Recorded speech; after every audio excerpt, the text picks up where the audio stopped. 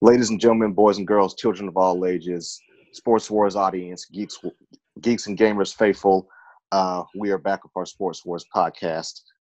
We got a lot to unpack here, and this is also going to be our mock draft 2019 NFL draft prediction show, where Roy and I are going to go over the top 5 picks, who we think is going to end up where, and all the interesting shit that takes place in between. How are you doing tonight, Roy? I'm doing, man. This is my time of the year. I'm loving I joked around in previous podcasts that this is my time of the year. Like I said, I love mock drafts. I love free agency. This is like between this and NBA offseason, like this shit is. And the NFL offseason used to be kind of boring. It was just free agents and that was it. But they kind of taking a cue out of a play out of the NBA's book and just trades, and it used to be damn near impossible to make trades. And we've had 2 number 1 receivers traded this offseason, man. I love it. Yeah. No, it's a sports junkies, perfect time of the year. Of course, outside of that little period in maybe October when literally all 4 sports are converging. Kind of converging, yeah. But yeah, speaking of which, before we get to the various happenings before the draft, but also around the NFL, we do have to touch on the pre-playoff NBA news. As I'm sure everyone is aware of, outside of those who live off the grid or under a rock, Magic Johnson suddenly stepped down as the president of operations with the Los Angeles Lakers last week. It was completely impromptu. It was an impromptu press conference. It was later revealed that Jeannie Buss and Pelinka and a lot of other Lakers brass literally didn't know what was going on. They weren't aware. They didn't see it coming. They basically found out in the same manner that the rest of us, the general public, found out. And for an organization of not just the money and the prowess, but just the rich history of the Lakers to have something like that take place, not only in general, but with Magic Johnson, who in many ways is like the face of the Lakers. It was a zinger. And furthermore, on top of that, what we've been told, or what we've been led to believe at least, is that one of the primary reasons behind why he stepped down was that he wanted to fire Walton. Jeannie Buss, in so many words and through so many actions, basically told him that's not happening. So he can't bring in this guy, and LeBron isn't into Luke Walton, for better or worse. This is a grinding job that requires a lot of manpower and phone calls and emails and a lot of stuff that a mogul who is in the latter stages of life doesn't really want to hunker down and do. I mean, Magic Johnson is this big personality all throughout LA. He's a businessman, but he's more of a guy who wants to make deals and then just let the shit print money, as opposed to being in the minutia and the day-to-day operations of every single little minute detail. Like Magic Johnson goes to vacations in the Bahamas and Cancun and all that sort of good shit. But ironically enough, Luke Walton really wasn't thrilled with the situation, and the parting of ways between them was mutual. Not even 24 hours later, the Sacramento Kings pick him up, hire him, boom, done deal. So the Lakers are now without. That's been in the work. That'd been in the works for a while. Oh yeah. The writings on the wall were there. So in the span of about 72 hours, the Lakers find themselves without a president, without a head coach, still without Anthony Davis, your primary asset, granted, best overall player still, but for the first time ever, LeBron was mortal this year. He was human. He's got 17 years of mileage on his body. Like, it's what's the first step from here? I mean, taking a step back here to Magic. I think this job wasn't. It soon became something that he didn't want, because above everything, I think Magic wants to be liked. He's not used to being a villain. Even during those battles between the Lakers and the Celtics in the 80s, the Lakers were the liked guys. The Celtics were the blue collar kind of tough guys, and Magic was Showtime. It was all smiles and happy and good and fun. Where are the cameras? Yeah. And the pressure was on this year to do something. Whereas when he took over last year, it really wasn't. There was no pressure. This was a team that he inherited. And then the pressure started adding up with trading D'Angelo Russell, who became an all-star. Letting Julius Randle walk, who's having a career year.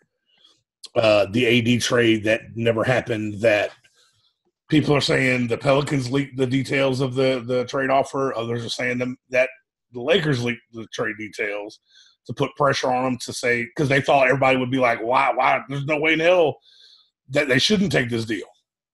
And then, of course, LeBron's not without blame. I know some of our listeners and one mutual friend of the two of us thinks that I always come to LeBron's defense. LeBron's not without blame this year. LeBron, his head has been in Hollywood all year.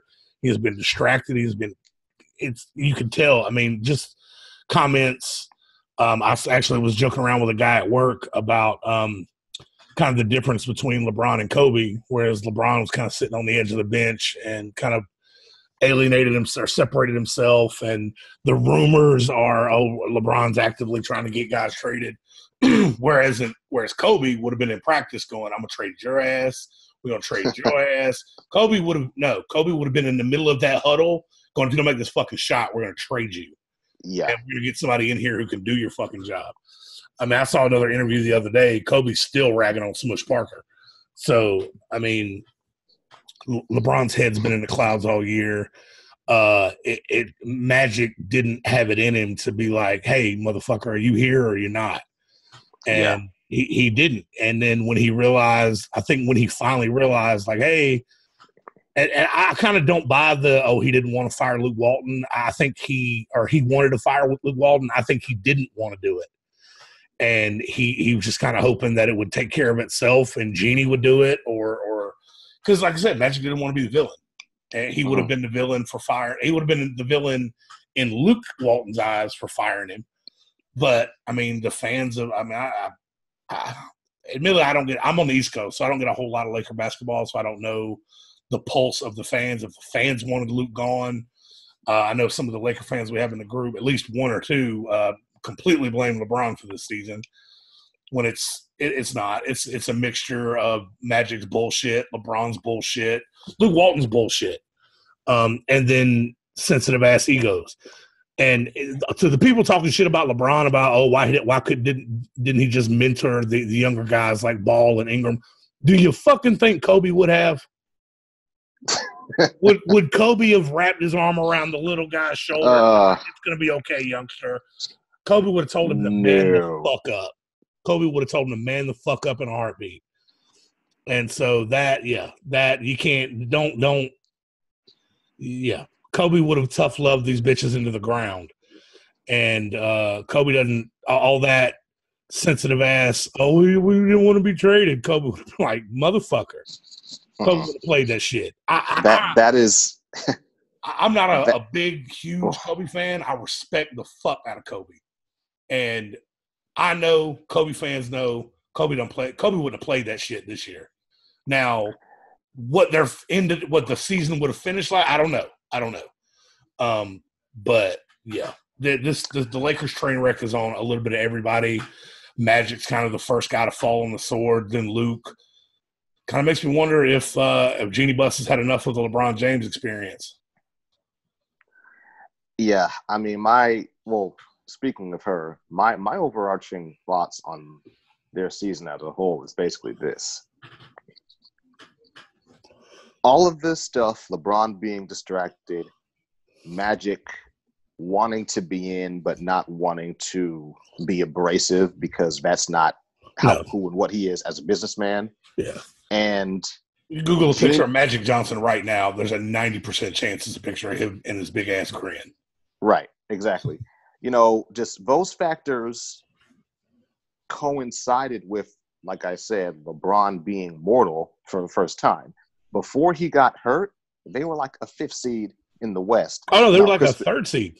Yeah, and on Christmas Day, they came to Oracle and were kicking the crap out of us. But then you get hurt and you miss, like, what was it, like 25 games? That's like a third of the season. Yeah. And then on top of that, while he's out, the trade rumors happen, and that kind of fractures the young team's ego. You get a bunch of guys who have never been in trade rumors, whereas like Rondo and Lance are just like, fuck it, no big deal. But both of them have been traded like 6 times. And whereas Ball and Kuzma and what are the other kids? Josh Hart. I don't think Josh Hart was included. But so the younger kids who have never been traded are just like getting super sensitive about it. And then LeBron gets back. But by the time LeBron got back, wasn't Ball out? Yeah, I mean, Lonzo was hurt intermittently throughout the year. Yeah. So, and see, that's the other aspect of it moving forward. I mean, I think if everyone can stay healthy and remain functional, then going into next year, they're probably, depending on the shifts of power within the rest of the conference, which we'll probably get into later, they probably are a 5th, 6th seed. Yeah. Maybe a 4th ceiling. Like, just based on what they have now, if they don't sign anybody, just based on what they have. I mean, if they'd kept up the same pace, do I think that they're a 3rd or 4th seed in the West? No.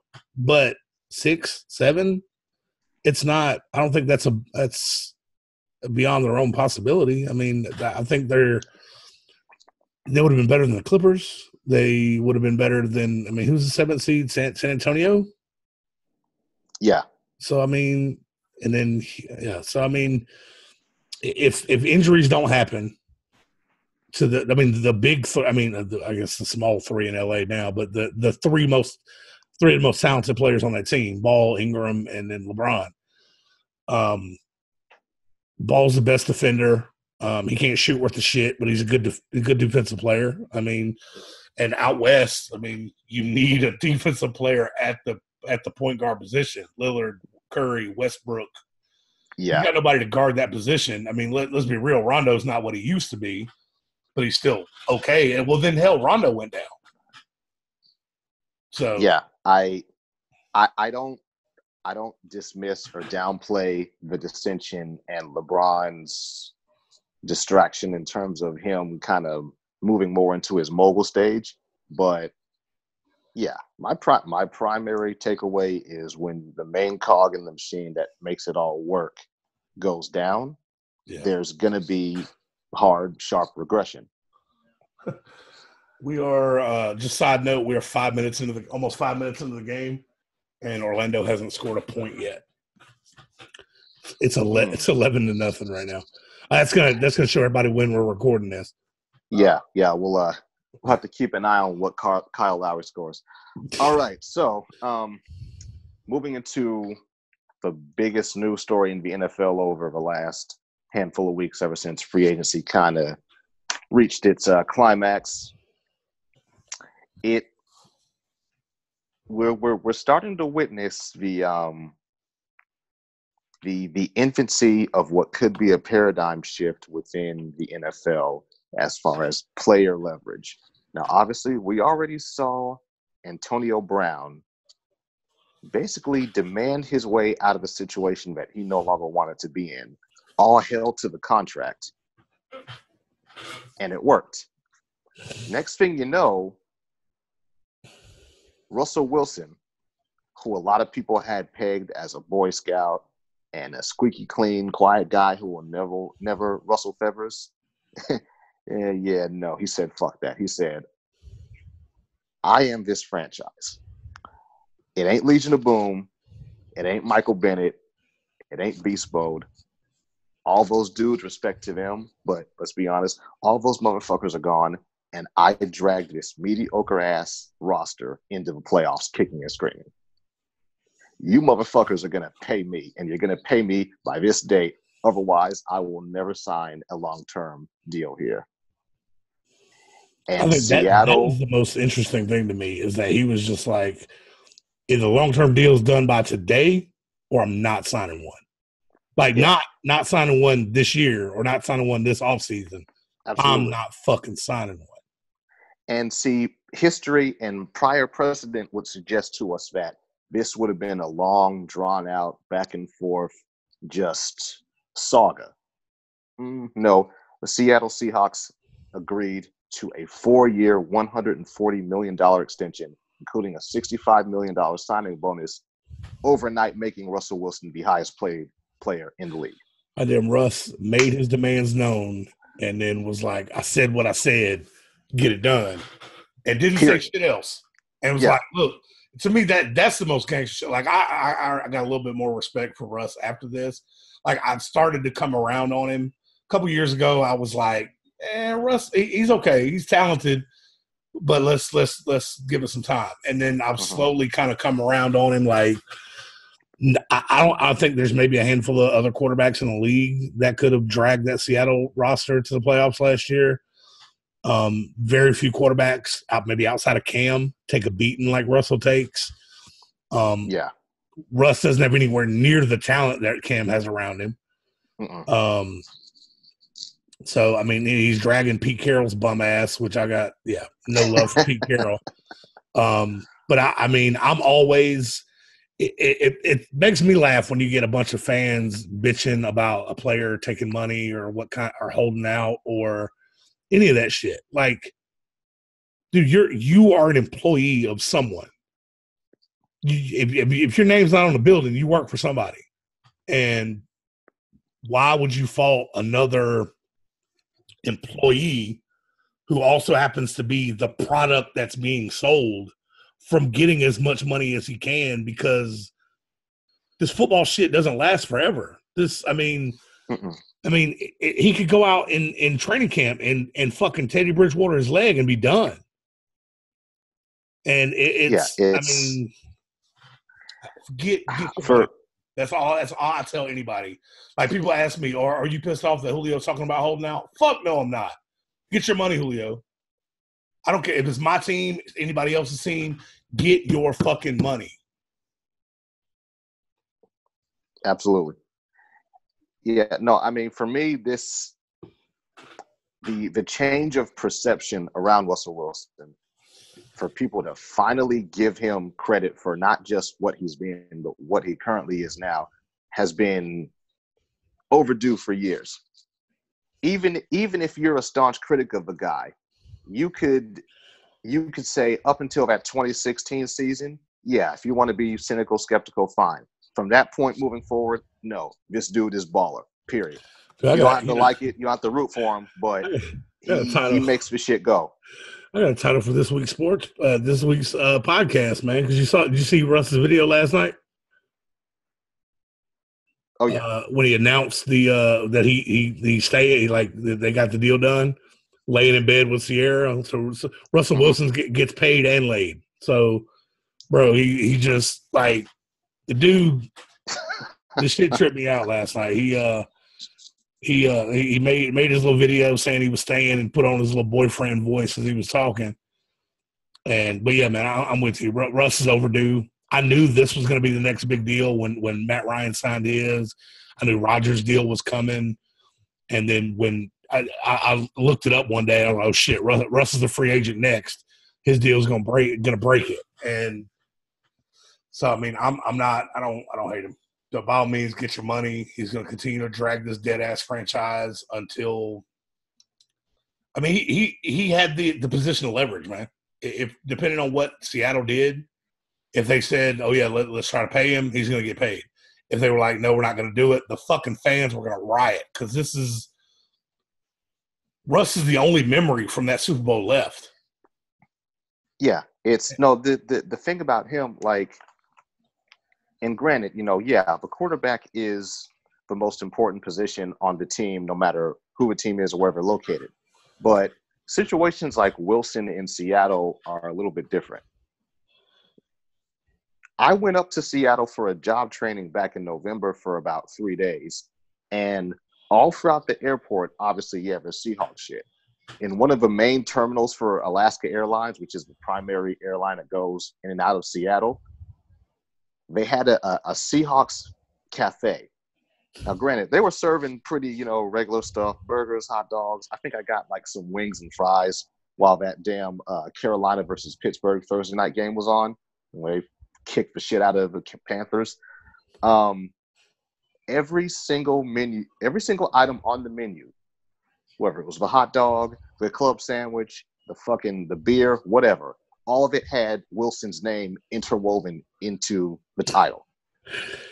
Like, he has taken them, like you say, prior to Wilson, besides a handful of memories and a lost Super Bowl to Big Ben, this is a kind of a dead-in-the-water franchise. He's made them into a globally recognized brand. Fuck that interception against the Patriots. This dude got them a Super Bowl, could have got them another, and has kept them in the conversation and relevant ever since. No one else can claim that in Seahawks history. I mean, and they watched other teams kind of learn the hard way. Like, Hall of Fame quarterbacks are not easy to come by. You have two franchises that immediately come to mind that followed up one Hall of Famer with another one, and that was the 49ers and the Packers. Ask the Saints. Like, the Saints, Breeze was, I mean, that franchise was dead until Breeze got there. Falcons, like we had Vic, he fucked that up. I won't leave it going any more than that. And then Ryan's the best quarterback on franchise. Franchise quarterbacks are incredibly hard to find. Likable franchise Hall of Fame quarterbacks like Russell Wilson, it doesn't happen that often. I mean, Russ is like, I don't think I've ever come across anybody that's like, oh, I don't like Russell Wilson because of his personality. They may dislike, like, I don't think he's as good as everybody says he is. I've heard that. I was that guy a few years ago. The craziest part about that is, competition aside, a lot of people who claim to have felt that way in the beginning, particularly around some of his like philanthropy and like the kids' hospital stuff, people are cynical nowadays. A lot of people felt like all of that was for show, except he kept doing it one year after another, after another, after another. And a lot of those folks come around like, damn, this dude is really about like, that charitable life. Like, it's not all for show. He didn't do it for, 15 minutes just to get the likes and the retweets and then go back to, being a general asshole. Like, he's really about that shit. So, he got his money. I think a lot of people, were happy for him. He's very well respected throughout the league at this point. I mean, fucking Brady and a whole bunch of other guys were like, So, yeah, it's going to be interesting to see if they can be smart with what they put around him, have a good draft and not coast in the middle, because it sucks to be in the middle when you're too good to fail but not good enough to really win at the next level. That's terrible. They got to get him some weapons and continue the revamp. But speaking of getting guys weapons, it is now time for our Sports Wars mock draft. Now, as you all know, the NFL draft is next week.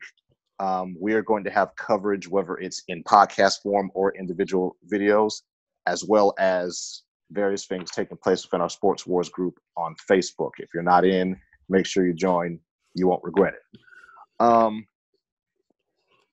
Well, my mock draft, my top five, and we're doing the top five here, folks, is a little bit more basic than what Roy's going to present to us. So I'm going to go ahead and go for mine first, give my various reasons why I feel the way that I feel, and we're just going to kind of bounce off of each other. So, first overall pick of the 2019 NFL draft. I don't care what anyone says. Where there's smoke, there's fire. There's too much chatter. There's too many rumors. There's too much suspicion among the bloggers and beat writers. Let's cut right to the chase. Kyler Murray, Arizona Cardinals, pick number 1. Cliff Kingsbury is going to get his guy. And as far as, Rosen, I believe he will have a taker with either the Giants or New England. They will give up some of their draft stock for a young prospect QB moving forward. And if Arizona's smart, they'll take all those picks and put talent around Kyler to make this whole air raid offense concept tangible. Number 2. This is probably where you're expecting me to say Nick Bosa. Well, I'm not going to say Nick Bosa.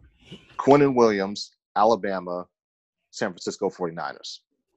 Now, granted, yes, Bosa is considered the best pass rusher overall in the draft, but Williams is very close. And considering the 49ers already got D Ford to be the primary edge guy, Williams can go in from the interior and just wreak havoc. I think the 49ers are going to be looking to get a guy who's somewhat equivalent to a Fletcher Cox. I'm not saying Williams is going to be as good as Fletcher is, but the potential is there if they can get him coached up and keep him healthy. Number 3, New York Jets, Nick Bosa. Now, obviously, Nick is the quintessential young stud, and the Jets have been going after this whole youth movement with their defense. You think about Jamal Adams and a lot of those other guys. They want young pieces who are going to have stamina and energy and be less prone to injury. Nick pretty much fits all of those categories. He fulfills the need. And with the Jets more so than the 49ers, I think there's probably going to be a little bit less, how can I put this right, suspicion, apprehension in the locker room as far as some of his opinions on things. Like, I think it's going to be a less awkward situation for Nick Bosa with the Jets as opposed to if he were to come to the Bay Area. And I'll leave it at that. Number 4, Ed Oliver, Oakland Raiders. Breaking my heart there because I'm hoping he slips to 14. That's why you're breaking my heart. John Gruden is going to go out and get one of his main guys that we all know he's been jonesing for, a pass rusher who not only is going to get the quarterback but also can contain the run. This kid had 50 free tackles at Houston, 13 or 14, something like that, of which were for a loss for a runner. To have that ability to just penetrate through and take the ground game away from an opponent, obviously from a defensive standpoint, that gives you a lot of leverage and helps you control the tempo of the game. Last but not least, number 5, Josh Allen, Tampa Bay Buccaneers. We could be here all night talking about the holes in Tampa Bay's roster, but 17 sacks as a senior, if nothing else, like, hey, there's Matt, there's Cam, there's Breeze. Yeah. Make their afternoon a shit show. Go. Boom. So that's what I got for my top 5. As far as the ramifications for what that top 5 means for the rest of the top 10 and the rest of the first round, you guys can piece that together how you will. I think that's why we kind of limited it at 5, because I think after 5 it becomes a fucking free-for-all. Yes. I honestly think there's going to be a shit ton of trades, and I deliberately did mine with no trades just because I know that shit is going to get wild. But yeah, it's going to be apparent who does and does not have a backup plan in case their board goes completely to hell within the first 10 minutes. Yeah, I mean, it's going to be – this is why this is one of my favorite times of the year, man. I fucking love it. Yeah, it's – we got to see how it plays out. Well, without further ado, your top 5? I've actually got a little bit of a conspiracy theory to go with the number 1 pick. Okay. My number 1 pick is different than yours. It's different than the majority of fans out there. There actually was a little bit of another conspiracy theory. Insert the X-Files music here.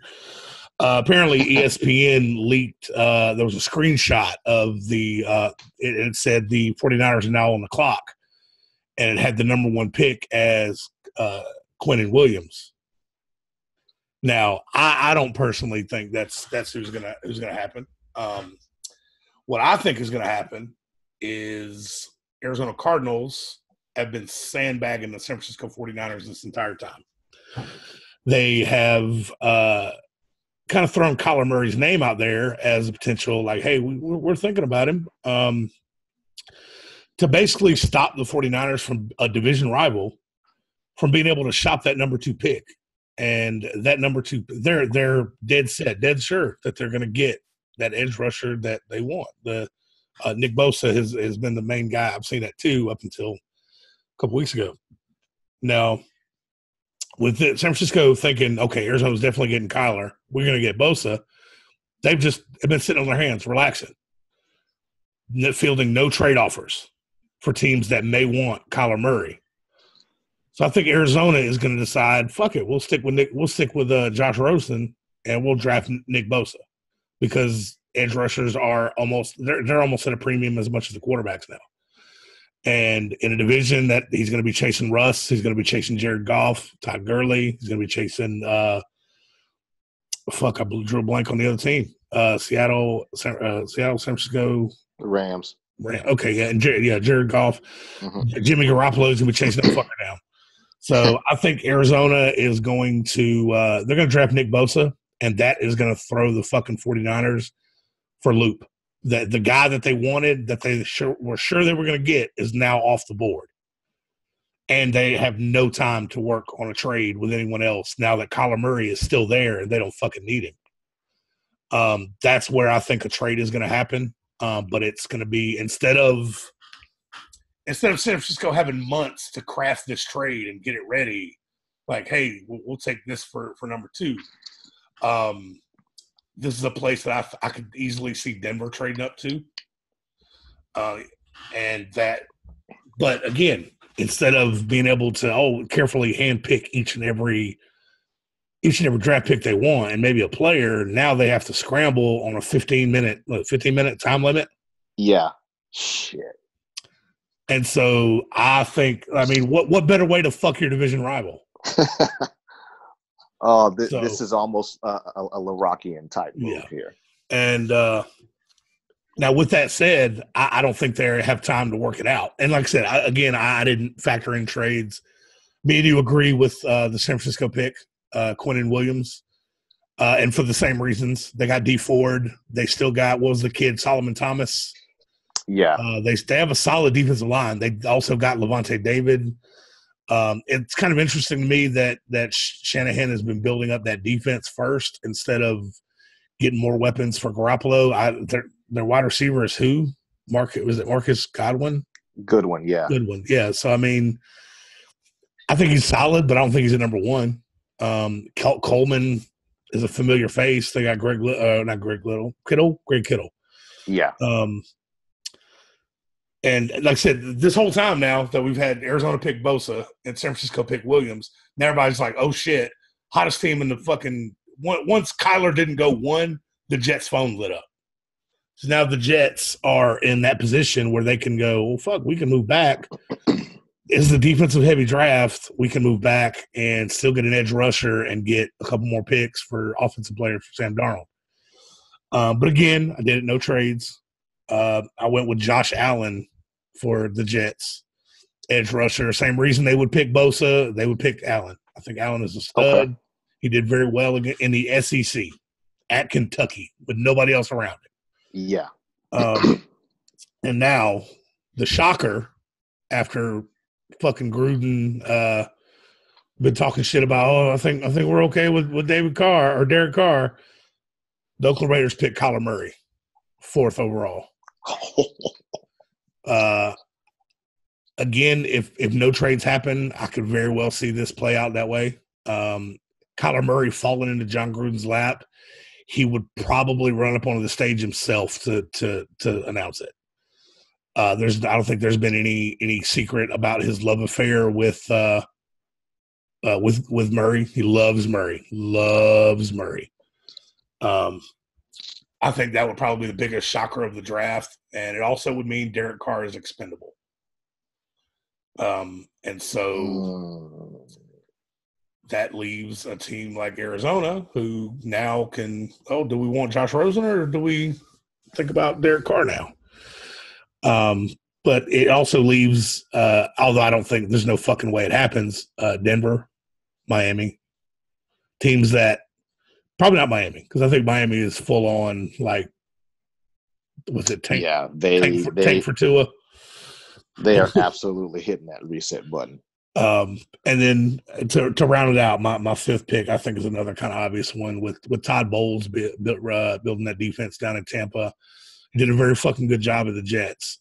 Yes, he did. I think that they're going to draft that linebacker out of LSU, Devin White. Okay. He is a monster. The kid I think would do very well. Bowles he's going to be putting in a 3-4 defense. They drafted a defensive tackle last year, Vita Villa, out of Washington. Mm-hmm.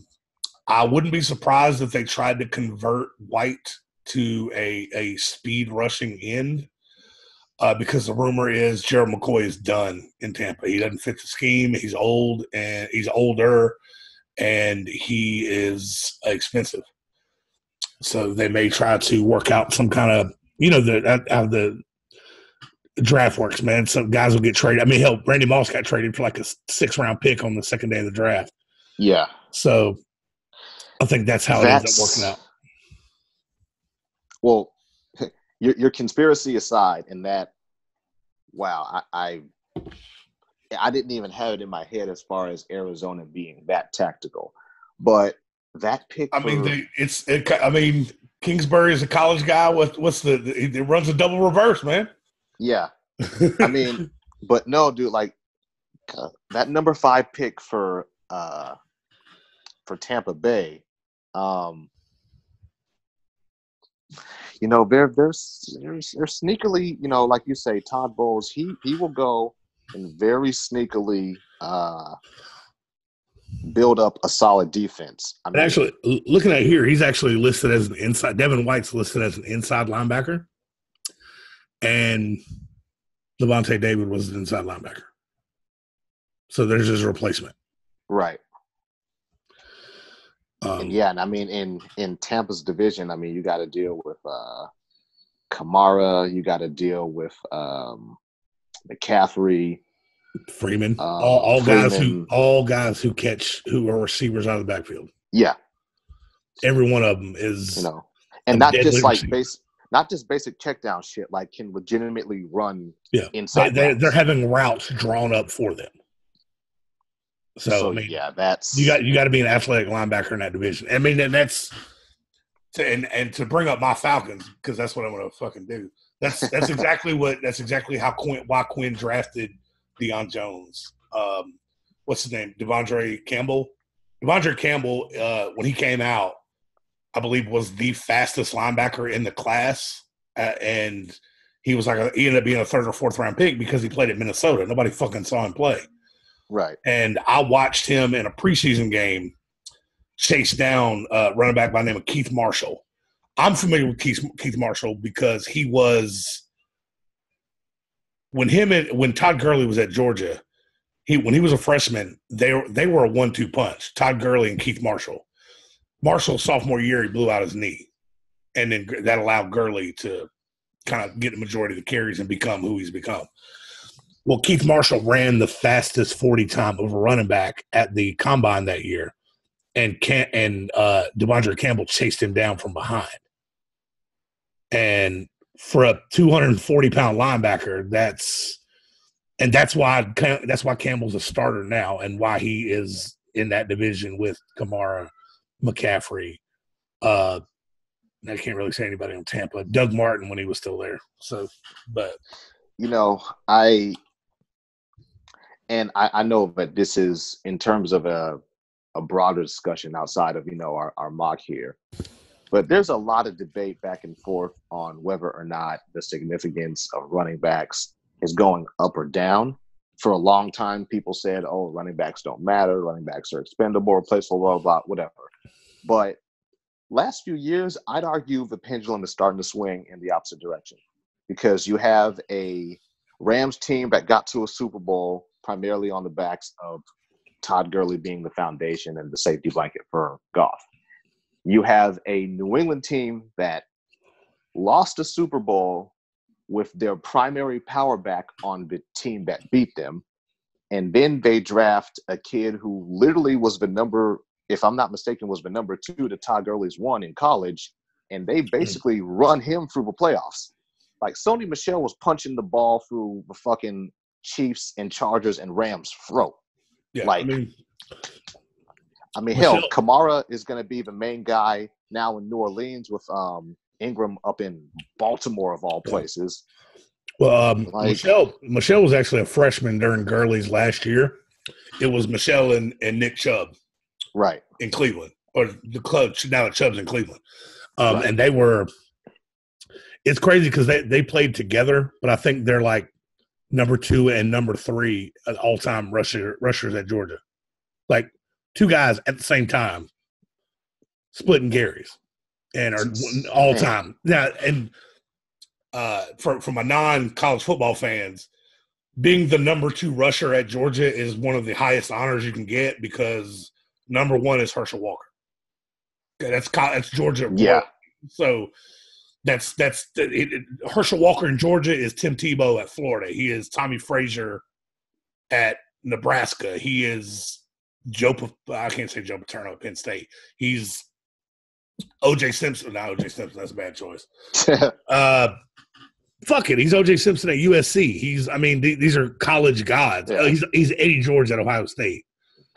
Marcus Allen at USC if you want to do O.J. Jr. Yeah, we'll do that. So, but, I mean, no, it makes sense, man. I think the running back, it's another one of these positions that many have talked about that has undergone kind of a change. Right. Whereas 25 years ago, Emmitt Smith between the tackles, boom, boom, boom, boom, boom, boom. Whereas now, kind of like Emmitt Smith wouldn't make it. He couldn't because you have to be able to catch. You have to be able to block. I hate to say it, would Barry Sanders survive in today's game? He wasn't much of a receiver. He didn't block all that well. And I think somebody brought up a stat that Barry Sanders has more carries for negative yards than anyone else in league history. Now, Barry was notorious for -1, -2, 4, 77. Like, that's the kind of – like, he would just break it out of nowhere. Mm-hmm. But the runner, look at the top running backs now. Like guys easily considered the top. Let's look at the top 3. Zeke can catch. Le'Veon Bell, he catches. Kamara, he catches. Gurley, he catches. You've got to be able to be a receiver. That was one of the things that surprised me about the Rams is I know how much, being a Georgia Bulldog fan, I know how much they used Gurley in like halfback screens at Georgia. That was a very big part of the offense. Mm-hmm. So I knew what kind of receiver he was. It surprises me that they don't use that more in LA because he would be deadly at that. Like he is. Yeah. You give him the ball in the open field with three linemen in front of him, and it's on. Yeah, it's probably to the house. I mean, even going through that list, I would probably give an honorable mention to Duke Johnson. Not Duke Johnson, David Johnson. I'm talking about. Yeah, that wasn't to me. That wasn't that wasn't a full list. That was just top firing off top. And I would David Johnson in there. Yeah, but I mean, even just off the top of your head, out of all those guys, in terms of like physicality, the only one who's really built like a receiver is probably Le'Veon Bell. Yet all of them are still making catches consistently.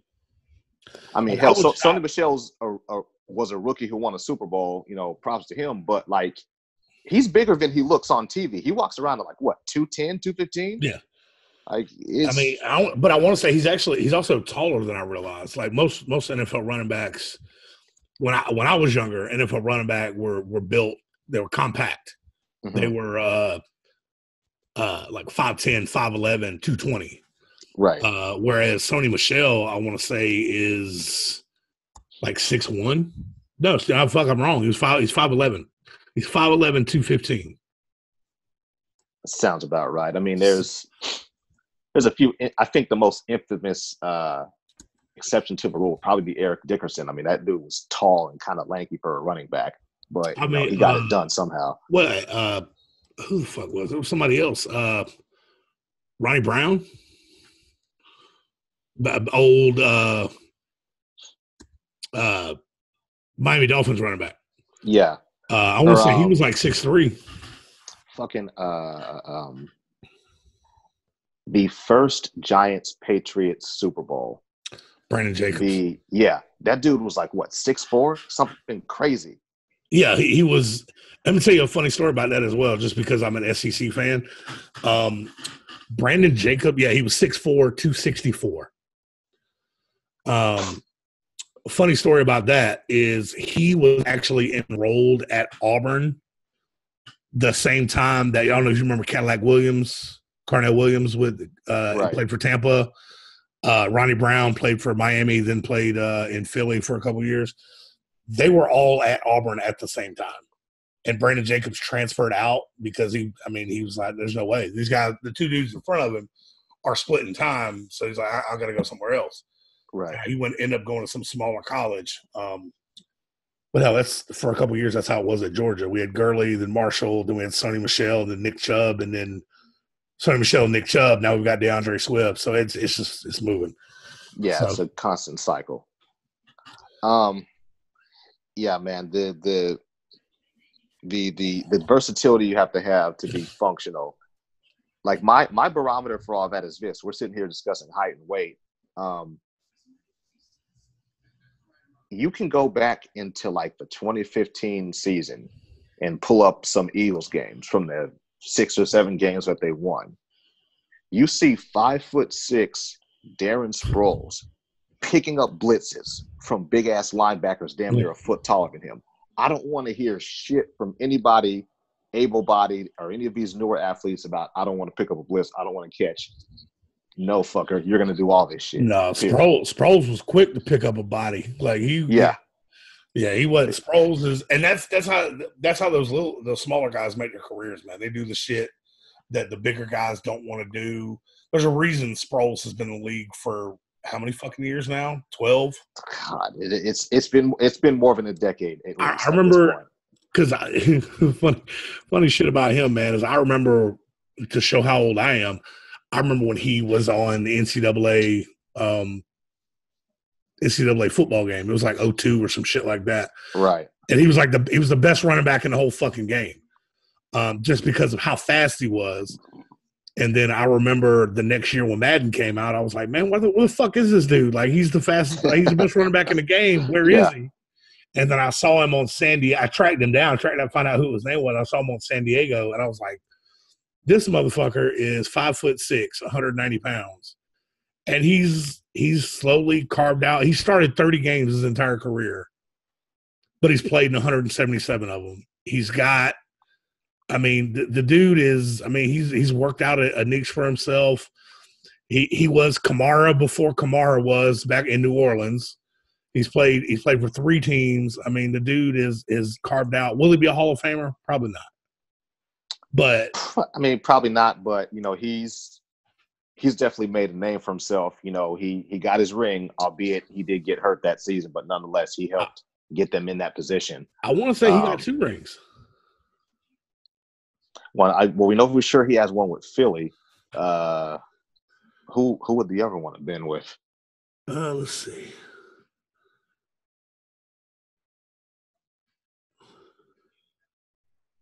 I was thinking he was there for the New Orleans Super Bowl win. Oh yeah. Is that so? Because if that's the case, then that means that Philly team has 2 guys who won that New Orleans Super Bowl, because Malcolm Jenkins was on that team as a rookie as well. Let's see. That'd be a real funny parallel. No. Okay, I'll take that back. It happened before Sproles got there. Okay. It happened in 2009. Sproles got there in like 2011. So yeah, he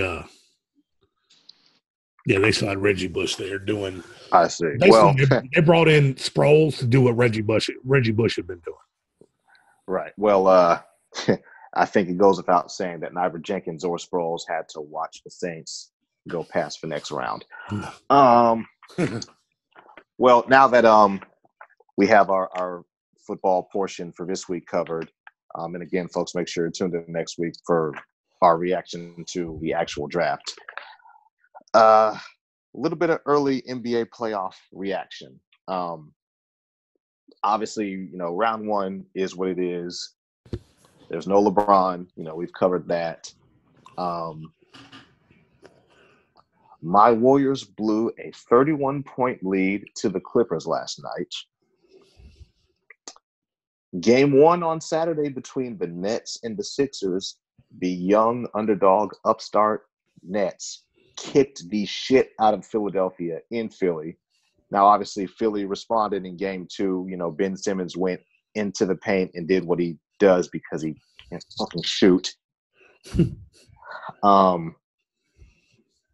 Oklahoma City and Portland is a box office battle with Lillard and Westbrook. Kyle Lowry, in that first game, he managed to score a whopping total of 0 points. Obviously, there's a lot of interesting stuff going on, and to compound that all, we found out earlier today that Boogie Cousins is out indefinitely with a quad tear, which, Warriors fan or not, for him long term in terms of the type of deal that he's seeking is going to be difficult. It's going to be very tough. Your overall thoughts? I just kind of do touch the same on yours. Patrick Beverly is living in Durant's head right now. Rent free. A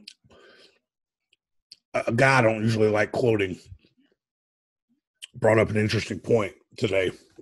That's Colin Cowherd. He was talking about if Durant isn't mentally tough enough to handle Patrick Beverly coming at him, how the fuck is he going to handle New York media? So that I'll leave that there. This Brooklyn team reminds me very much of, bear with me for just a second with this one. Back when they first got when that Durant, Harden, and Westbrook team first got together. I want to say the first year they made it to the playoffs, they were like an 8 or a 7 seed. Right. And they happened to steal a couple games from the team they were playing. And the quote that I used was that they don't know that they're supposed to be afraid of this higher ranked team. That's why they're winning games. They were too young to be intimidated. They didn't know it. Right. I very much think that's what it is with Russell and this Brooklyn team. That they're just too young to fuck that. And I don't mean it as a knock when I say they're too young to know any better. They don't know oh fuck, we're outmatched. This team is way better than us. They don't let it get in their. They haven't let it get in their head, and that's great. I still don't think they win the series, but it's as we saw what happened in OKC. That's an incredible thing to be able to build on because I think I think the next year or the year after that, OKC was in the finals against Miami. Not to pigeonhole, more football because we all know that we don't have enough LeBron in football. It's that Nets team, with D'Angelo Russell's guys. It's almost a similar dynamic to that Giants team playing against New England undefeated. Like it's a bunch of blue collar young players and a handful of veterans who maybe not so much didn't know to be afraid, but the veterans are charging these young guys up to go into battle, and they're just like, "Fuck yeah, let's do it!" And then the young guys go running in there, and they're like, "Those dumb bastards." Yeah, we're not supposed to be here. We're supposedly not supposed to be matched up against this type of opponent. Yet we're here, and we have absolutely nothing to fucking lose. So we're just going to start throwing haymakers. I mean, Brooklyn's whatever playing with happens, house happens. money. Brooklyn's playing with house money. They weren't supposed to be there. Same as the Clippers. Sorry to bring that up again. It's true. They're playing with house money. They traded their best player, and we're like, fuck it, we're just gonna tank. And then next thing you know, they're like, fuck, we're the 8th seed. We're not even supposed to be here. We won one game, and like that KD has shown that he can mentally fold sometimes. And he took 8 shots and had 9 turnovers. So I've questioned Durant's kind of mental toughness in the past. Boogie going down is a big blow. I remember all the people defending him last year for taking that smaller deal. I've got to think he regrets that now. To not have that long-term security. He took a 1-year deal, mid-level exception. He could have signed a 4 or 5 year deal and been taken care of, and now I don't think he ever gets that kind of money again. Yeah, it sucks in terms of, his prospects long term. I mean, as far as Golden State in general, I still think y'all win. I think the Clippers got their one game. It's done. That game basically, some of the more cocky, arrogant, however you want to paraphrase it, members of my particular fan base say, oh, well, that's just the game to wake us up. And I'm kind of bringing them back down to earth and say, okay, yeah, but that game is also a microcosm of this whole season and portions of last year. This team will get into one of those astronomical leads through our offensive prowess and then get comfortable. And next thing you know, it's down to 25. It's down to 18. It's down to 10. It's down to 3. Oh, shit, they just tied. Fuck a wake-up call. Get your heads in the game, period. All that getting bored during the regular season, post-All-Star, whatever, that's for regular season. I haven't seen the exactly when it happened. When did Boogie go down? It was before the half. I want to say it was right towards the end of the second quarter. So well before. I mean, because I'm wondering if Boogie going down kind of sucked the air out of the team, and the Warriors were just, their minds were elsewhere, and that's what allowed the Clippers to come back into it. So I mean, without spending too much, I think that's it. The Clippers got their one, and I mean they may hang a fucking banner because of that one, because they weren't supposed to win one. They weren't even supposed to be here. Right. I won't even talk about how big of a mismatch the Bucks Pistons series is. Go ahead and lock the doors. God, lock the fucking doors. Blake Blake Griffin isn't right. So they've sat him for the first round, right? Yeah. We just got a message from our Zach, our colleague. Apparently, Kyle Lowry's making a statement in this game.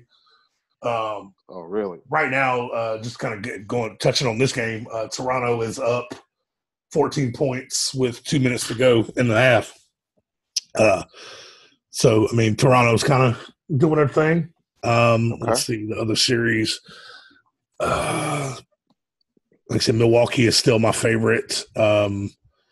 I just the way Golden State lost that game the other day or last night, I think, is heartbreaking, definitely. But I think they're gonna. I hate when people call certain losses like a wake up call. Like I think there are games that are wake up calls. The Georgia losing to Auburn a couple years back in the regular season comes to mind. Some teams start to kind of feel themselves a little too much. Most of the time, it's teams who haven't really had much success, and they start getting a little cocky and like, oh yeah, we're doing. Start reading we joke around. It's called reading your own press clippings. Duval. Yeah. You start reading your own press clippings, and you start prepping your crown, and it's not. And then you go out there and you get your ass handed to you. Kind of like what the Jacksonville did after they beat New England this past season, and then proceeded to win no other games for us the year. They beat New England, and it was a spectacular performance. I mean, you guys, I joke around. You guys know I'm a big Ramsey fan. They locked up Gronk, whatever. But they were popping their shit about Mahomes and Tyreek Hill, and they went into KC and got fucking smacked. Yeah. So I mean, it's you get some teams. I don't think. To me, this shouldn't happen to a team that is as successful as Golden State's been. Championship teams shouldn't need a wake-up call. You shouldn't need somebody to, okay, yeah, let's do this. Now we're awake. Let's do that. Like, no, that shouldn't need to happen. The Pats don't have those games. The Patriots don't, as much as I hate to give them any kind of fucking credit. I mean, most of the series I think are kind of going the way I expected them to go. Philly and Brooklyn are tied. I wouldn't be surprised if Brooklyn was able to pull off the upset. Toronto's balling out tonight. San Antonio and Denver could be very interesting. I think that could go. I don't think it would be an upset if San Antonio won that series. No. I mean, Denver and Utah in particular, I think are good stories, but the tangibility of postseason experience in both situations is not palpable. I gotta be honest, man. The one series in the East that I think might not be as lopsided as it feels like after this first game is probably Boston and I'm still sticking Bucks. With Pacers. Yeah, I'm still sticking with my prediction there. I think the Pacers are going to win that division or win that matchup. You think the absence of Smart is that significant? Oh yeah. I think I think they're gonna the Pacers are gonna trade games. I think this one has the potential I think to play out all seven. I mean, they won by 10 in Boston. They probably could win game 2 in Boston, but I think Indiana comes right back and takes the next 2 and then probably steals the next 1 in Boston. And then when they go back to Indiana, I think that could go. I think this one's going to go 6 or 7. Yeah, it's going to be real interesting to see if the seeming inconsistency with Boston in the regular season carries out into a playoffs. I personally don't think it will, because I think Stevens has saved his really ace up the sleeve play calling ability for the postseason. And 2, I think being in the playoffs gives Stevens an opportunity to not have to really go out of his way to motivate young guys. Because one of the things that's been spoken about him as far as, being a little bit apprehensive is, okay, you put veterans around him, cool. When have we really seen him get his young guys motivated and just gearing to go? It seems like that is this up and down thing that swings one way and then swings the other. So just by virtue of them being in the tournament, I think he doesn't really have to focus that much because, dude, no shit, we're in the fucking playoffs, bro. This is your chance to cement yourself with a ring. So even if you don't finish out your career in Boston, whatever happens, if you are one of the guys on the championship team, that is deals, that is endorsements, that is public notoriety. You guys market yourselves through social media on top of how the NBA markets you. That's another reason why the NBA has blown way past baseball in terms of the youth culture. All the stars, you know who the fuck they are. You know their faces. You know their likes and dislikes. But that's a whole nother rant for a whole nother day. But yeah, I would imagine that he is not going to have to go anywhere out of his way for those guys to recognize the enormity of the moment. Now, if they get beat, they get beat. But I have a hard time seeing any issue with them prioritizing and having a sense of urgency. I think the rest of the guys may realize that they're basically playing to keep Kyrie in Boston. Because I think if they lose in the first round to the Pacers, Kyrie's done. He's out. Yeah. Now, how far they have to get for it to get kind of smoky, if they go to the next round and the Bucks beat the brakes off of them, I still think he's gone. If they make it to the Eastern Finals and lose, if they make it past the Pacers, I don't think there's any way they make it past the Bucks because who's guarding Giannis? That's a question that's the question I used to ask whenever LeBron was around. Who's guarding LeBron? Fuck everybody. Fuck the other 9 guys on the court. Who's guarding LeBron? And the teams that have the best answer for that are the ones that can beat them. I mean, we saw San Antonio do that with Kawhi in the finals that year, in when his last year in Miami. We saw. I want to say we saw Iguodala do it, but LeBron still averaged like 33 a game in that series. They gave Iguodala the MVP just because he was guarding LeBron the whole series. It wasn't stopping him.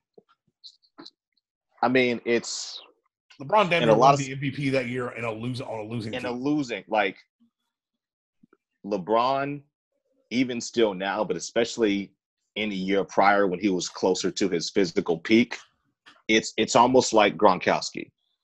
There's maybe 2 or 3 guys in the entire league who can go one-on-one. Yeah. Everyone else, you're not going to stop him. You just need to contain him. Yeah.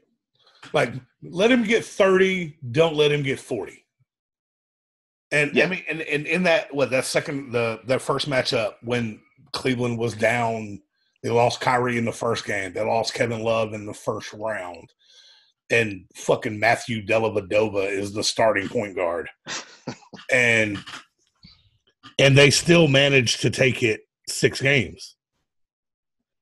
And was it that year? Yeah, that LeBron was the MVP of that series. And then the next one, of course, that was the 3-1. 3-1, yeah. And then, and of course, you got people talking shit about, Kyrie should have won that. No, look at the stats. Kyrie joined him in Game 7, but LeBron had put up 37, 38 in the last 3 games. He was just shy of 40 points in games 5, 6, and 7. Yeah. So I mean, I don't take the Kyrie shot away from him. I mean, obviously, he hit it over Curry's head. That's seared into my memory forever. But the block on Iguodala completely changed the momentum. Yes, that's what. When you really break down the closing minutes, and again, this shit is replayed in my head a billion times. That was when they sealed it. Yeah, like that's when I was actually at work at the time, and I'm kind of looking at it out of the side of my eye, and I see LeBron running downfield, looking like Gronk running up the seam. I'm like, what the fuck? Oh shit! Yeah, dude. To this day, probably the greatest Game 7 in the history of sports, as far as I'm concerned. You can tell, like the last 3 minutes of that game were so fucking sloppy. Nobody was making shots. Everybody was exhausted. And to me, that's what makes that chase down block even more special, is because they had run. I don't know how many minutes he played that series, but if he didn't play every one of them, it would surprise me. His time on the floor was, and that chase down block, man, I was like, that shit to this day, one of the greatest things. It's amazing. But I know I'm gonna catch shit for bringing up LeBron at all. Not too much LeBron, too much football. But yeah, man, I kind of brief thought. I mean, yeah, I think the series, most of them have gone the way that I expect them to go at this point. Yeah, well, like you say, mentioning, Giannis and the Bucks waiting, and then Houston waiting for hopefully more than likely us. Round 2 is where I think round 2 is going to be a lot more contentious this year than in recent years. But last but not least, as we kind of wrap things up here, I'm sure for our YouTube audience, as you notice, red shirt, black Nike hat. This is where I'm going to get petty. And this is also going to count as my shout out, even though it's kind of in a different structure. In 2009, a lot of you had a lot of spicy things to say. On Sunday, some of you who had spicy things to say 10 years ago were acting happy and congratulatory, like, yay, yay. Cut the bullshit. This win for Tiger, not only does it cement him in my mind and in the minds of many as Tiger is the greatest, period. I know there are others who have won more Masters, but their impact on the game of golf and the perception of the game of golf and just their place in history, no one is touching Tiger, and you're lying to yourself if you think otherwise. This dude is absolutely on Jordan's level with the impact on his sport. Moreover, even, not to borrow too much from some of the more major pundits, but one, Tiger Woods is a guy that pretty much everyone can get behind, and that's rare. And two, this win in particular, Tiger's obviously older. He's been through a lot of shit. He's a little bit less larger-than-life superhuman and a little bit more along the lines of what's relatable to the average person. America loves a redemption story, and I feel that speaks to the overall character of people in this country. And if this isn't a redemption story for him to go to where he was, what he was dealing with in his personal life, his physical ailments and struggles, to keep at it and keep scratching and clawing and climbing and getting further and further and further back to where he was to get this Masters win, it's almost beyond description. So yes, our overarching shout out for myself and us collectively, Tiger Woods, y'all. Killed it. Great. As far as I'm concerned, the greatest sports comeback of all time. Yeah. I honestly, I got nothing else to add. That's pretty much it. Like, dude, I have not watched any golf probably in about 10 or 11 years. And then when I heard that Tiger was in the hunt, no pun intended, on Sunday, I turned it on. I don't mind golf. I don't hate it. I don't hate any sport. But I found myself like shouting at the TV, like that last putt that would have sealed it. The previous one, not his very last one, but the previous one when he would have got a birdie, or no, when he would have parred the hole and that would have been it. Nobody's catching him. When it veered off, I shouted. I scared the shit out of my infant son. Yeah. And I was like, oh, shit. I don't like that. My wife was like, what's wrong? Everything okay? And like, she's like, are you shouting at golf right now? So, I mean, that's what Tiger Woods is, man. Like, his career started when I was a kid. I was like 10 or 11 years old. And it inspired, dude. I used to go out in my backyard I had a baseball and I had a little bat. And I put the ball on the ground and swing like I was swinging a golf club. I don't play golf. I've never played a round of golf in my life. That's like to the dude doing it at Augusta. I remember 97, dude. I remember 97. Vividly, actually. And my main memories of golf all involve Tiger Woods. And the dude hit the bottom, regardless of what you think about what he did. I mean, as a husband or anything like that, physically, the dude could barely walk a couple years ago. His back was messed up. Yes. He's had 4 back surgeries. Somebody actually brought up, I think it was, I was listening to a sports radio on my way home. One of the golfers mentioned that he got up at 6 a.m. before his tee time to stretch, to kind of warm up and get ready and kind of game time, man, prepping yourself. Mm-hmm. Tiger was getting up at 3:00 to stretch, because he needs that amount of build up time to be able to physically walk the course. And dude, it's still like I'm still like watching that final hole, watching him hug his kid, and that shit give you chills. I don't know what the fuck to say to you if watching a dad hug his kid in the same position he hugged his dad after the first win.